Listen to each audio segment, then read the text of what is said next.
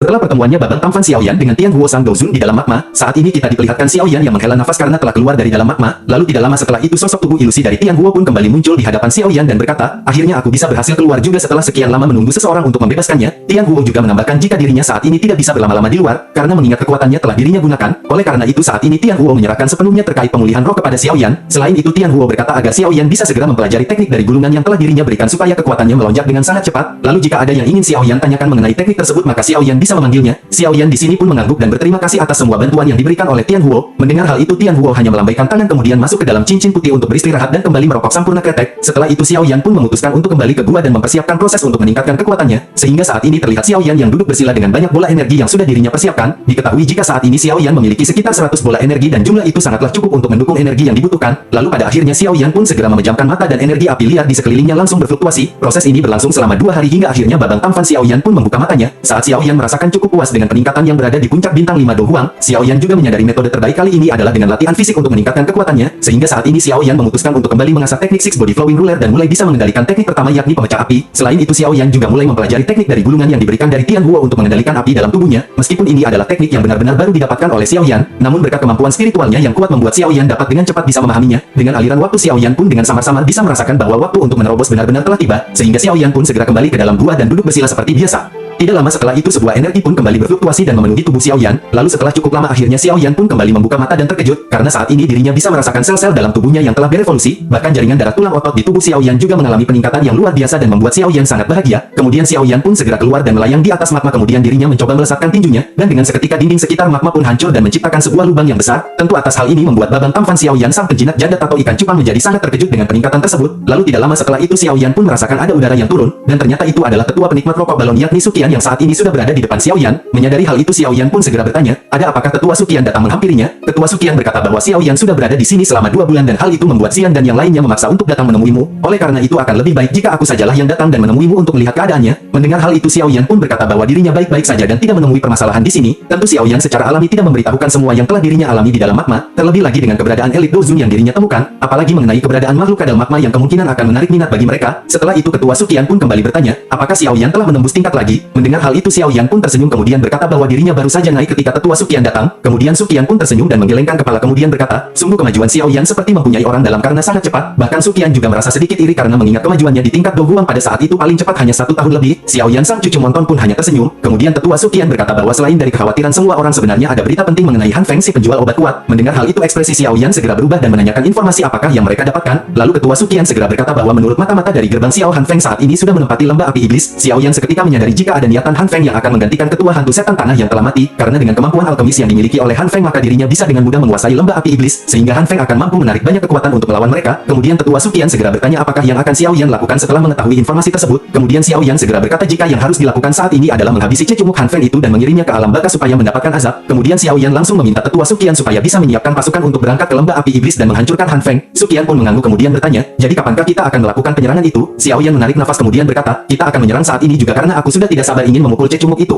Singkat cerita saat ini Xiaoyan dan ketua Suqian pun telah keluar dari magma dan berada di tingkat rendah menara pelatihan. Di sini terlihat sudah ada 4 orang tetua lain yang berjaga jika terjadi permasalahan. Kemudian mereka pun bersukacita ketika melihat Babang Tamfan Xiaoyan bersama Suqian telah keluar dengan selamat. Setelah itu Xiaoyan pun meminta tetua Suqian untuk mengeluarkan bayi Valen Heart Flame yang ditaruh di dalam pot. Lalu ketua Suqian pun menuruti perkataan Xiaoyan kemudian menaruh pot di atas tanah. Lalu Suqian juga meminta para tetua yang memiliki ki berjenis api untuk mengalirkan doki mereka ke dalam pot dengan tujuan untuk melihat reaksi dari Valen Heart Flame. Di sini para ketua pun tanpa ragu segera menempelkan telunjuk mereka dan mulai mengalirkan dokinya. Dan tak lama Valen Heart Flame pun bereaksi dengan pusaran energi yang menyilaukan dan merembes keluar. Bahkan sebuah gelombang panas dengan seketika menyerbu ke segala arah yang membuat mereka pun terkejut. Sementara itu para siswa yang sedang berlatih segera membuka mata dan memegang dada mereka karena merasakan kehangatan yang sangat familiar di dalam jantung dan sukacita segera melonjak. Saat ini banyak siswa yang merasakan perasaan tersebut dan mulai bersorak karena Valen Heart Flame telah kembali. Tanpa sadar sorakan dari banyak siswa pun terdengar hingga ke dasar menara, sehingga membuat Xiaoyan dan tetua Suqian saling bertukar tatapan. Di sini ketua Suqian segera berkata jika sepertinya metode ini berjalan dengan sangat baik. Xiaoyan pun tersenyum dan mengangguk dengan sukacita yang tidak bisa dibayangkan. Akhirnya saat ini Xiaoyan benar-benar terlepas dari beban berat permasalahan Valen Heart Flame di menara pelatihan. Setelah itu tetua Suqian pun segera berkata bahwa dirinya akan menjadwalkan para tetua yang berafinitas api untuk saling bergantian menyalurkan doki ke dalam pot, sehingga dengan begitu Valen Heart Flame akan tetap terjaga dan para tetua juga akan mendapat manfaat lebih dari Valen Heart Flame. Xiaoyan pun mengangguk kemudian mereka pun memutuskan untuk segera pergi dari tempat ini. Singkat cerita mereka pun sampai di sebuah aula di mana semua orang telah berkumpul menunggu kedatangan Babang Tampan Xiaoyan. Kemudian sebuah kegembiraan seketika meluap setelah Xiaoyan tiba di aula dengan kondisi sehat walafiat. Kemudian Xiaoyan pun bergegas duduk di kursi yang telah dipersiapkan di samping dokter peri kecil dan Zian. Melihat Zian yang murung, Xiaoyan pun sedikit menggoda dengan berkata bahwa setelah lama tidak bertemu sepertinya mereka berdua menjadi semakin cantik. Menanggapi hal itu Zian berkata bahwa ucapan seperti itu tidak akan membuat mereka melupakan perbuatan Xiaoyan yang telah meninggalkan mereka sesuka hati. Di sini Xiaoyan tanpa daya tersenyum manja kemudian bertanya, bagaimana keadaan dari dokter peri kecil? Mendengar pertanyaan Xiaoyan, dokter peri kecil secara alami menyadari yang ditanyakan Xiaoyan adalah pengaruh racun tubuh yang dirinya derita. Lalu dokter peri kecil segera berkata bahwa dirinya baik-baik saja dan masih dapat menahan tekanan di dalam tubuhnya. Setelah itu dokter peri kecil segera bertanya apakah Xiaoyan telah menembus tingkat lagi. Xiaoyan pun tersenyum kemudian mengangguk sebelum akhirnya Xiaoli ikut berbicara. Di sini Xiaoli berkata jika mereka memiliki pembicaraan pribadi lain maka mereka dapat membicarakannya di lain waktu. Xiaoyan pun tersenyum sambil melirik ke arah Xiaoli yang tertawa dan seketika satu ruangan pun dipenuhi dengan tawa bahagia.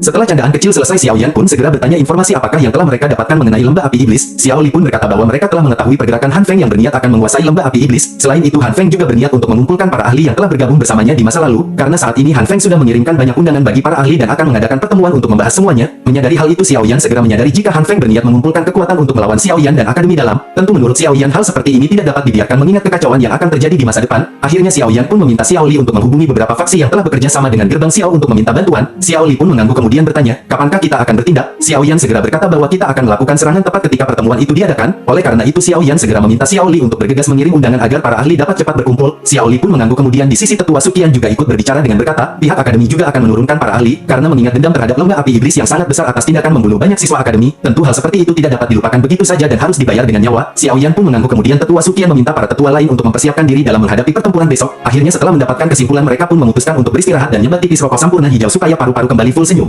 Singkat cerita keesokan harinya di sebuah bukit yang tidak jauh dari Akademi Xiaoyan sudah berkumpul dengan yang lainnya. Kemudian tidak lama setelah itu terlihat beberapa sosok yang terbang mendekat dan perlahan berhenti di dekat mereka. Xiaoyan pun menyadari beberapa ahli yang datang adalah mereka yang telah membantunya bertempur melawan Mystic Cloud saat itu. Lalu mereka pun segera menangkupkan tangan kepada Xiaoyan dan berkata, setelah lama tidak bertemu sepertinya kekuatan kepala Xiaoyan telah sangat meningkat. Menanggapi hal itu Xiaoyan tersenyum kemudian membalas hormat mereka dan berkata, saat ini aku akan kembali meminta bantuan kalian untuk kembali bertempur merebutkan janda pirang atau kura-kura kesandung kerikil. Kemudian salah satu tetua berkata bahwa kepala Xiaoyan tidak perlu terlalu sopan karena mereka akan dengan senang hati untuk selalu membantu asal mendapatkan jatah rokok makmum. Mendengar hal itu Xiaoyan sedikit tersenyum kemudian berkata, aku akan memberikan kalian sesuatu setelah semua ini selesai. Secara alami tiga tetua jelas mengetahui kemampuan Xiaoyan sebagai seorang alkemis dan hadiah besar yang akan mereka dapatkan. Mereka pun tersenyum dengan mata yang dipenuhi harapan membayangkan apa yang akan mereka dapatkan dari Xiaoyan. Tidak lama setelah itu Xiaoyan segera berkata bahwa tentu mereka tahu kondisi apa yang Xiaoyan alami saat ini tentang dendam antara Xiaoyan dan Gerbang Xiao terhadap cicunguk Han Feng yang harus dituntaskan. Selain itu perseteruan antara Akademi Dalam dan Lembah Api Iblis harus benar-benar selesai dengan hancurnya faksi kuno tersebut. Ekspresi semua orang yang mendengarnya pun menjadi serius dan hanya dapat mengangguk memahami arti dari perkataan Xiaoyan. Melihat hal itu Xiaoyan pun segera memimpin pergerakan dengan sayap hijau di punggungnya diikuti dengan semua ahli di belakangnya. Namun berbeda dengan tetua Sukian dan dokter peri kecil yang terlihat santai sambil nyebat rokok jarum coklat, melihat mereka yang melangkah di udara membuat para ahli merasa keheranan. Sementara itu di sisi lain di markas lembah api iblis yang telah ada Han Feng yang sedang berkumpul dengan para ahli yang diundang. Di sampingnya ada Mo Tianxing dan Ying San yang masih memiliki minat dengan air liur bodhisattva. Sementara itu di sisi lain ada juga Master Gold dan Silver yang memang memiliki dendam terhadap Xiaoyan dan tetua Sukian. Saat ini telah ada banyak ahli lain dari faksi-faksi yang telah hadir dan memiliki kekuatan yang cukup untuk bertempur. Pada pertemuan kali ini Han Feng mengumumkan niatnya untuk membentuk aliansi agar dapat menghadapi Gerbang Xiao dan Akademi Dalam yang bekerja sama. Melihat adanya 3 orang ahli Dozong dalam aliansi tersebut maka para ahli lain pun tidak ragu untuk bergabung dengan perkumpulan Han Feng si penjual ikan cupang.